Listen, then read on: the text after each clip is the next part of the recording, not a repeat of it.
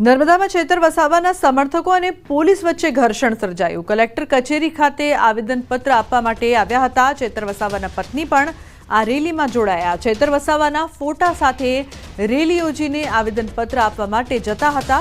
પોલીસની તાનાશાહી નહીં ચલેગીના નારા પણ લગાવ્યા।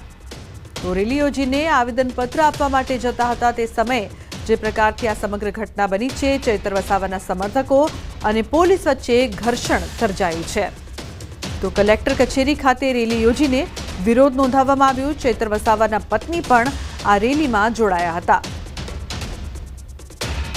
તો રેલી યોજીને આવેદનપત્ર આપવા માટે તેઓ જઈ રહ્યા હતા। ચૈતર વસાવાના સમર્થકો અને પોલીસ વચ્ચે બોલાચાલી બાદ ઘર્ષણ સર્જાયું હતું। ઉલ્લેખનીય છે કે નર્મદા કલેક્ટર ખાતે તેઓ આવેદન આપવા માટે જઈ રહ્યા હતા। દીપક જોડાયા છે વધુ માહિતી આપવા માટે। દીપક, શું વધુ વિગતો પ્રાપ્ત થઈ રહી છે સમગ્ર મામલે? બિલકુલ, ખાસ વાત કરીએ તો જે ચૈતર વસાવા છે જે લાફાકાંડમાં જે અત્યારે જેલમાં છે અને જે સંજય વસાવા જે છે એમને જે ફરિયાદી છે તે ફરિયાદ કર્યા બાદ ચૈતર વસાવા અત્યારે જેલમાં છે અને જેમના વકીલ છે જેમને જામીન પણ માંગ્યા હતા રાજપીપળા ડિસ્ટ્રિક્ટ કોર્ટમાં, પરંતુ જામીન નામંજૂર થયા હતા। હાલ જે ચૈતર વસાવાના સમર્થકો છે મોટી સંખ્યામાં ડેડિયાપાડા, સાગબારાના અને તેના જે ચૈતર વસાવાના બે પત્ની છે તેઓ જિલ્લા કલેક્ટરને આવેદનપત્ર આપવામાં આવ્યા હતા। તે દરમિયાન આજે મોટી સંખ્યામાં સમર્થકો હોય જેને પોલીસે રોકતા પોલીસ સાથે તૂટુ મેમણના દ્રશ્યો પણ સર્જાયા હતા।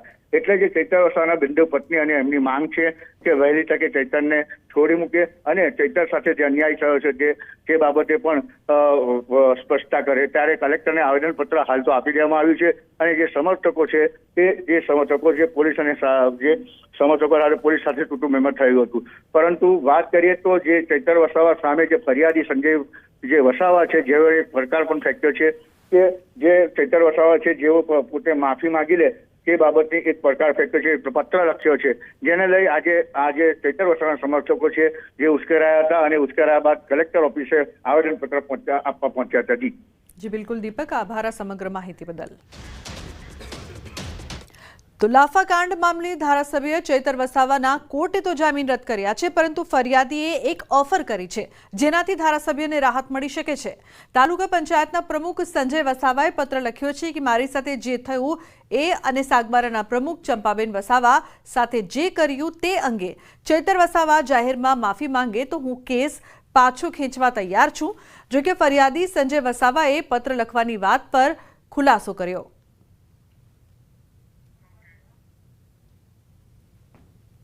આ એક સરકારી ઓફિસમાં બનેલ એક સત્ય હકીકત છે, એને સમાજ સાથે કોઈ લેવા દેવા નથી, પરંતુ આમ આદમી પાર્ટીના કેટલાક નેતાઓ દ્વારા આખો મુદ્દો ડાયવર્ટ કરવામાં આવે છે, એટલે મારે આ પત્ર લખવાની ફરજ પડેલ છે। ચૈતરભાઈ જો માફી માગશે તો હું 100% આજે મીડિયા સમક્ષ કહું છું, 100% હું એમને માફ કરવા તૈયાર છું, પણ મારી એક શરત છે।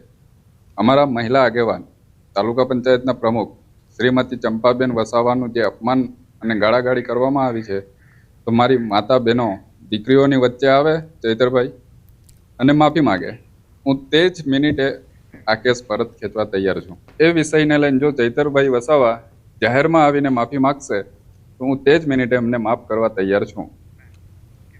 તો વડોદરા પાલિકાની દબાણ શાખાની ટીમ આવી છે વિવાદોમાં। 3 ડમ્પર ભરી જપ્ત કરેલી મૂર્તિઓ અટલાદરા ખાતે કચરામાં ફેંકતા વિવાદ થયો છે।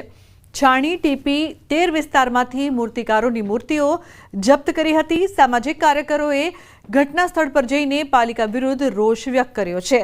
અટલાદરાના સ્થાનિક યુવાનોએ ભગવાનની મૂર્તિઓને કચરામાંથી કાઢી યોગ્ય નિકાલ કર્યો છે। તમારે એક રોડ રસ્તા બનતા નહીં, ગટર બનતી નહીં, કશું થતું નહીં। જે લોકો મૂર્તિ બનાવતા હતા, જે મૂર્તિ બનતી હતી આવનાર ગણપતિ ઉત્સવ માટે, એ મૂર્તિઓ તમે લાવીને જે રીતે ડમ્પ કરીને કચરાપેટીમાં, એ પણ ડમ્પિંગ યાર્ડમાં કચરાપેટીના જ્યાં નાખે છે એમાં તમે ભગવાનને નાખ્યા છે। વડોદરા મહાનગરપાલિકા દ્વારા 3 ટ્રક ભરીને ગણપતિ દાદાની મૂર્તિઓ લઈને આવ્યા છે અને આ મૂર્તિઓ એવી જગ્યાએ નાખી છે જ્યાં લોકો ઊભું રહેવાનું પસંદ નથી કરતા। રાજકોટમાં રતનપરમાં વિદેશી વિદ્યાર્થીઓની માથાકૂટ। મારવાડી યુનિવર્સિટીના વિદેશી વિદ્યાર્થીઓ પર આરોપ છે। સમગ્ર મામલે રતનપર ગામના લોકો પોલીસ કમિશનર કચેરી ખાતે પહોંચ્યા છે। તો નિવૃત્ત આર્મીના જવાનો સાથે ગઈકાલે આફ્રિકન વિદ્યાર્થીઓએ કરી હતી માથાકૂટ। પોલીસ અને તંત્ર ખબર છે છતાં કોઈ કાર્યવાહી ન કરતું હોવાનો પણ આક્ષેપ। અગાઉ પણ મારવાડી યુનિવર્સિટી વિદેશી વિદ્યાર્થીઓને લઈને વિવાદોમાં આવી ચૂકી છે। જો મારવાડી યુનિવર્સિટી વિદેશી વિદ્યાર્થીઓને રાખવા જ માંગતી હોય તો કેમ્પસમાં જ વ્યવસ્થાઓ કરે, નહીંતર આગામી સમયમાં કોંગ્રેસ આંદોલન કરશે।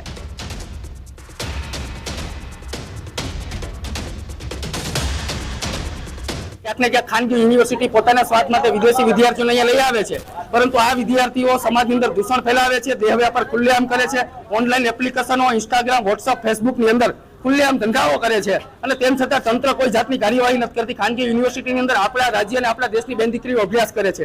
મહોત્સવ અને દેખાદેખીની અંદર યુવાનીમાં જો આ કુસંગતના રવાડે ચડશે, એ લોકો નશા કરે છે, એક જ રૂમની અંદર છોકરા છોકરીઓ સાથે રહેતા હોય છે, આખી રાત રખડતા હોય છે ત્યાં અને ટૂંકા કપડાં પહેરીને રખડતા હોય છે। આપણા દીકરા દીકરીઓ બધા જોવે તો આપણી ઘર સામે આ બધું બહુ ખરાબ દેખાય છે। અત્યારથી આપણી સંસ્કૃતિ બધી બગાડે છે।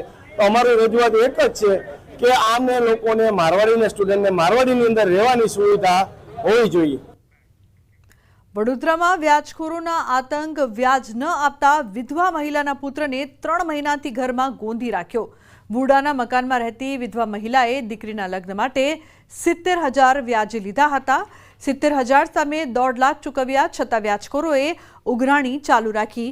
વિધવાના ઘરમાં જીવાન પુત્રને પૂરીને વ્યાજખોરોએ રૂમને તાળું મારી દીધું। વ્યાજખોર માતા પુત્રએ લાચાર પરિવાર પર અત્યાચાર ગુજાર્યો હતો। વ્યાજખોર નરેન્દ્ર દાવા અને તેની માતા શારદા દાવાએ વિધવા માતા પુત્રને માર પણ માર્યો હતો। પીડિત વિધવા ઘરની બહાર રહી લોકો પાસેથી ખાવાનું માંગી પુત્રને ખવડાવતી હતી। તો સામાજિક કાર્યકરે સમગ્ર મામલાની પોલીસને જાણ કરી। પોલીસે તાળું તોડી યુવાન પુત્રને બહાર કાઢ્યો છે। માંજલપુર પોલીસે નરેન્દ્ર દાવા અને માતા શારદા દાવાની ધરપકડ કરી છે। 10,000 વ્યાજ આપું છું મહિનાનું। હમણાંનું વ્યાજ નહીં આપ્યું એટલે હવે હા 4 મહિનાનું વ્યાજ નહીં આવ્યું ને એટલે આવું કર્યું એણે મને મારા છોકરાને તો પૂરી જ રાખ્યો।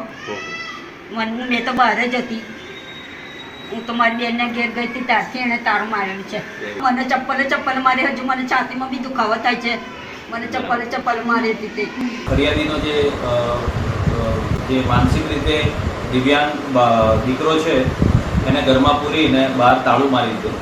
તો આ મુજબની ફરિયાદ રમીલાબેન બજાણિયાની આજે માંજલપુર પોલીસ સ્ટેશનમાં દાખલ થયેલી છે, જેમાં ભારતીય ન્યાય સંહિતાની કલમ 308(2), 127(2) અને મની લેન્ડિંગ એક્ટની કલમ 40, 42 અને 44 મુજબ ગુનો દાખલ કરી આગળની તપાસ ચાલુ છે।